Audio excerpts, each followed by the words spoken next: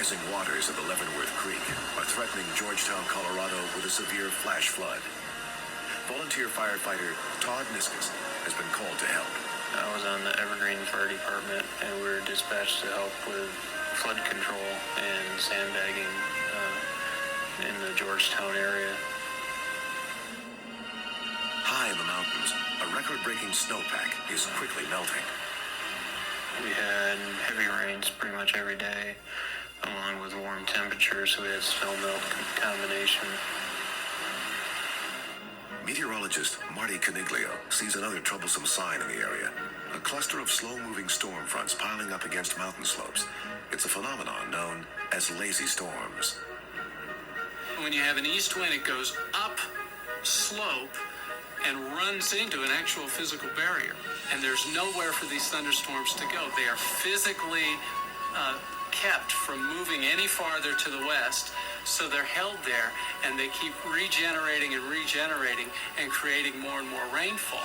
It wasn't an individual storm. It was several storms cumulatively that led up to 2 to 3 inches of water, and when you already have saturated soils and about 7 feet of snow sitting up there, that's just too much.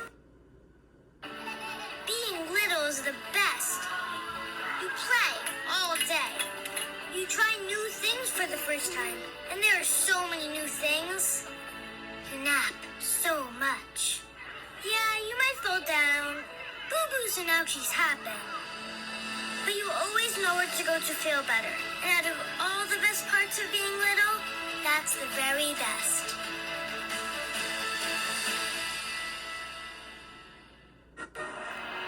For Georgetown, nestled in this Rocky Mountain Valley, the deluge is even more threatening. When you live in a valley surrounded by very high mountains, as the water goes up, it goes up in height much more quickly because it's going in a smaller area. It can't spread out as much. So it's incredibly dangerous. These flash flooding events in mountain canyons are deadly. In a matter of hours, the normally ankle-deep Leavenworth Creek turns into a raging river, in some parts as high as 7 feet.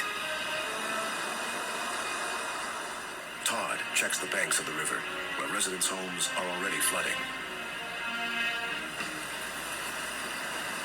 Working with his fellow firefighters, Todd plants his foot on a sandbag to make sure it's secure, but suddenly he loses his footing. And next thing I knew, I was just in the water. The water is a near freezing 40 degrees, and the powerful current sweeps Todd downstream. Disoriented, he grabs onto a metal bar under a bridge. He desperately holds on, but can't breathe, and has to let go. And next thing I know, I was bouncing off the bridge that I was at. Put my feet downstream as best I could tell from where I was. Kelly Babyon is the chief of the Georgetown Fire Department. He hears a call over the radio. When I heard on my radio that there was man in the water, I ran as fast as I could to get over there.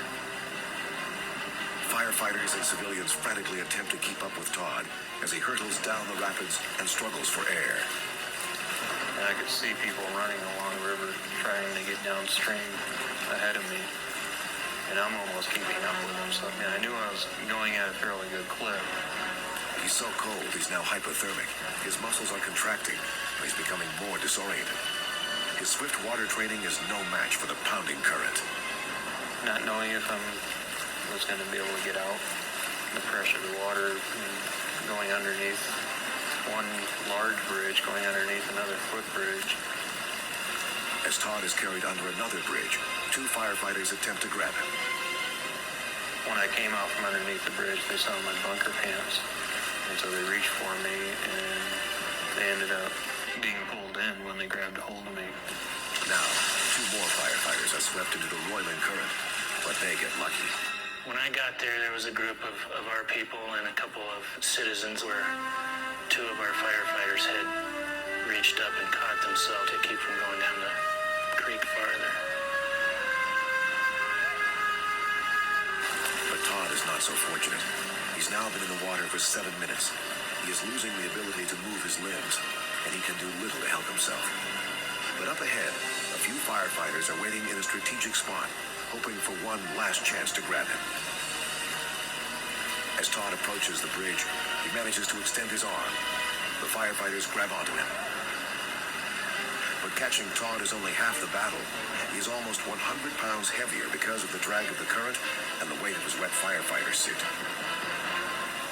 I was like a limp rag, is what I felt. I mean, I had no energy just to even hang on with a hand grip anymore. When Kelly reaches the group, Todd is being sucked under a footbridge. They know they will lose him if anyone lets go. He's hypothermic, very, very lethargic. He's barely able to keep his head out of the water.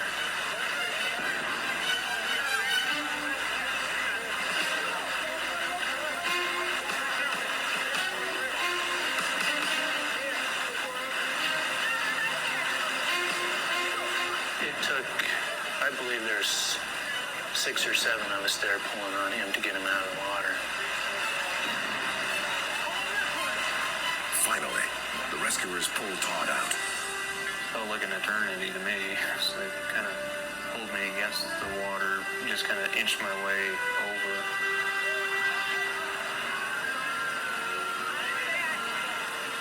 Rescue crews peel off his cold, wet clothes and try to keep him warm until the ambulance arrives. We got any scissors? No. Go get some scissors. In all his years as a volunteer firefighter, Todd has never come this close to dying.